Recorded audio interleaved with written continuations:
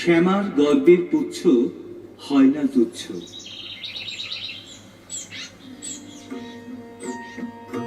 গভীর অরণ্যে এসেছে শ্যামা করতে ঘোরাঘুরি, দেখাবে সে সাধের লেজ, তাই করে ওরা উড়ি।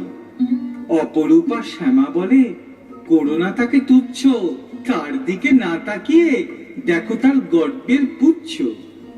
দেখায় শ্যামা তুলে তুলে আদরের এই পুচ্ছ, না দেখলে শ্যামা ভাবে লোকে করছে বুঝি তুচ্ছ। গান গেয়ে জানায় শ্যামা করে ওটা যত্ন, যত্নখানা না করলে নষ্ট হবে রত্ন। মিলিটারি বন্দুকের মতো করে লেজটি উঁচু, তাই দেখে আর সব পাখি হটে যায় পিছু।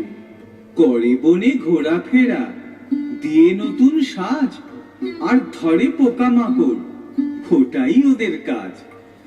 বনানীখানা হয় মুখরিত, গায়ে কণ্ঠ ছেড়ে গান, সুকণ্ঠী শ্যামা পেয়ে সুনাম, লোকে দেয় যে ওদের মান। চকিতে করে আত্মগোপন একটু শব্দ শুনে, শ্যামা যেন পায় লজ্জা, প্রশংসা হচ্ছে বনে। অর্থপথে গান থামিয়ে শ্যামা ছুট দেয়, লোকে ভাবে ভীরু শ্যামা পেয়েছে বুঝি ভয়। দেয় না সঙ্গ স্ত্রীকেও প্রজনন ঋতু ছাড়া, সমাজেতে হয়েছে বদনাম, অসামাজিক ওরা। সপ্রতিভ হয়ে শ্যামা হয় না লাজুক বনে, মনুষ্য খাঁচায় শ্যামাকে যেন নির্লজ্জ লাগে মনে।